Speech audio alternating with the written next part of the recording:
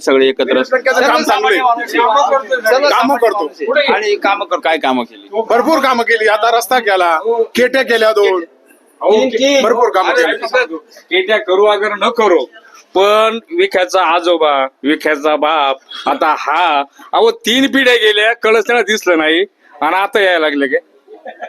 मला सांगा, 3 पिढ्यांनी खासदार केलेत आणि आज कळस मध्ये यायला लागले. पण आता खासदाराचं काम संसदेत असतं, गावात यायचं नसतं असं. आणि मग आता काय आले?